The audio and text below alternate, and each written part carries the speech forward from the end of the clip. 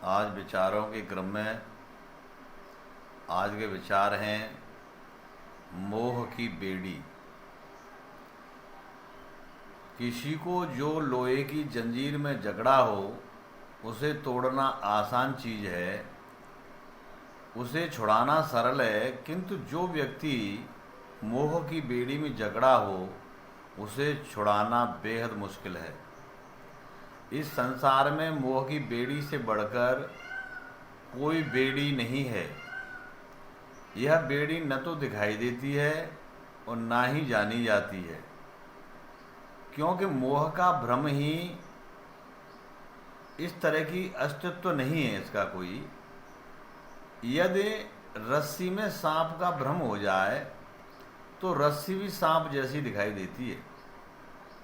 जैसे जीवों के जन्म देने वाले माता पिता भी अपनी औलाद को अपना स्वरूप मानते हैं, क्योंकि उनसे उनका जन्म हुआ है, किंतु पुत्र कहता है कि तू मेरा बाप नहीं है, क्योंकि यह तो आपको ही पता है कि पिता आप हो, किंतु पुत्र को यह नहीं मालूम कि तुम पिता ही हो। बिना देखी बात पर विश्वास करना बहुत ही कठिन है, सुनी बात पर विश्वास करना तो और भी ज़्यादा कठिन है। हमारे कान आंखें देख सकते हैं, किंतु विश्वास तो दिल का होता है ना। लोग कहते हैं कि बूंद से कपूर मोती जहर का रूप बन सकता है यदि उसे संगत की रंगत मिले। जब बूंद पर संगत का इतना असर पड़ता है तो जीव भी एक बूंद के अंश मात्र का मूर्त रूप है। उस पर असर पड़े बिना कैसे रहा जा सकता है। मोह सारी व्याधियों का मूल कारण है। इसी से संसार में भूत समान दुख पैदा होता है।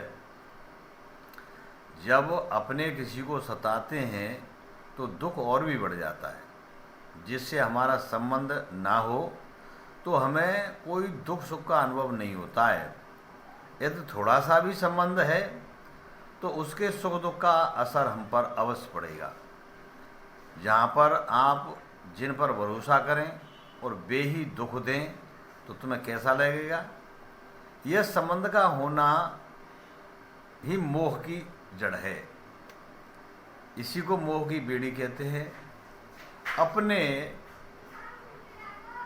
जितने भी सगे संबंधी हैं, वो माँ बाप भाई बहन सगे संबंधी रिश्तेदार जो हमको जब दुख देते हैं या सुख देते हैं तो वो एक सुख दुख की मोह की बेड़ी बन जाती है। उसको काटना बड़ा दुस्सर है। इससे हमें दूर रहने की आवश्यकता है। जैसे कमल पानी में रहता है, जड़ उसकी अंदर रहती है और कमल का फूल जो है पानी के ऊपर तैरता है। ऐसे ही हमारा जीवन सभी का होना चाहिए। धन्यवाद।